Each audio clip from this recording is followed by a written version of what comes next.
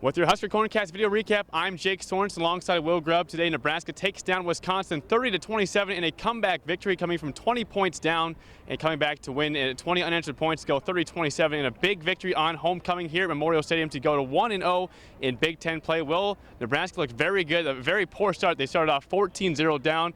They come back. They have a big play. They're down 27-10 at one point, but in the second half, they really turned the Jets on, and Taylor Martinez really got going for the Huskers. Well, and we were whispering all game, is this going to be the 2009 Texas game where the Huskers were having a tough time getting going, and then it turned into an Ohio State game from last year where the offense was very slow to get started. In turn, they gave up a lot of points and went into halftime down 10, but originally down 17. They were able to put it back together, and this is an offense now that's getting used to putting together big comebacks. Wisconsin did not force a turnover the entire season. They forced two in the first half on Nebraska, including a turnover by Rex Burkhead, which led to a 14-point lead. Monte Ball with two big touchdown runs. Other than that, not very productive. 41 carries for 56 yards total for the Badgers in this game.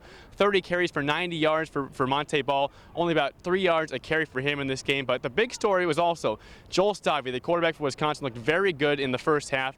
He found Jared Abbrederis open for a lot of catches downfield. In the second half, Nebraska's defense really clamped down. Will, they only allowed a total of 7 points and less than 100 yards in the entire second half. Right, Joel Stavia looked like a world beater in the first half, hitting Abbrederis many times, making the Husker secondary look like they were a step behind for most of the first half. But it got so bad in the second half that at one point he was pulled for Danny O'Brien. You wonder if you're Brett Bielema, why would you do that? Basically, O'Brien goes in for the final drive to try and put something together, maybe get a field goal, tie the game, go into overtime, or a touchdown to win it. There will be a lot of second guessing of that decision from Wisconsin fans all week until we see who the starter is next week. I probably would have stuck with Joel Stavia through the end. He did play very well in the first half, but things did tighten down in the second half. One player who was good for Nebraska, starting off not so much, was Taylor Martinez. Goes 17 of 29, ends up with 179 yards passing, no interceptions, one touchdown, but looked very good on the ground as well. When Nebraska was struggling in the early going, he got going with his legs, had a big run, also had the big touchdown to get Nebraska going in the second half after being down 27-10 to get to 27-17. Talk about what you thought about Martinez's performance today in this big homecoming game on primetime television. Well, we've gotten used to seeing him break off those huge 92-yard runs or 95-yard runs.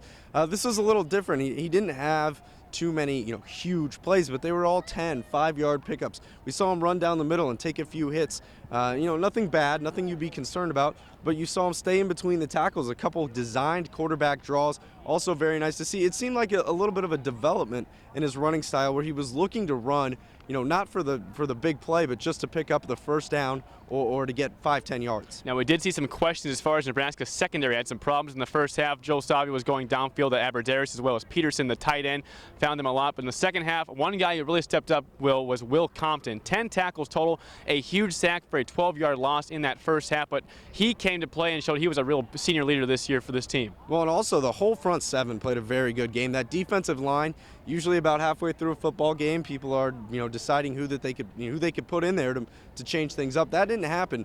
Chase Rome was back tonight as well. Thad Randall going down with an injury. Bo Pelini saying probably not going to be something serious. He just has a banged up knee. But that front seven played really well and was able to get after the quarterback a lot too. Maybe one of the reasons that those windows closed up on Joel Stavia in the second half. And one last thing, Nebraska's kicker, Brett Maher, has a big miss in the first half and 52 yards. He comes back and drills two big field goals in the second half, one to tie the game and one to take the eventual lead. Well, I was very impressed with Maher and his poise after a tough miss. What did you think of him? Well, yeah, you worried about after that first miss and after what's gone on in this season at UCLA and in the very first game of the season, what Brett Maher would be like in that moment when the Huskers really needed a kick, a game on the line kick, and he hit two of those tonight, basically to put the Huskers over the top in this game, especially that last one late in the fourth quarter. You had to be impressed with his gutsiness to be able to come out and make that kick. Once again, the Husker defense clamps down. The offense comes back from 17 down to answer 20 unanswered points to take a 30-27 win here on homecoming here in Lincoln. Next week, Nebraska heads to Ohio State in a big matchup on the road against the Buckeyes in Columbus. For Will Grubb, I'm Jake Sorensen. This has been your Husker Corncast video recap.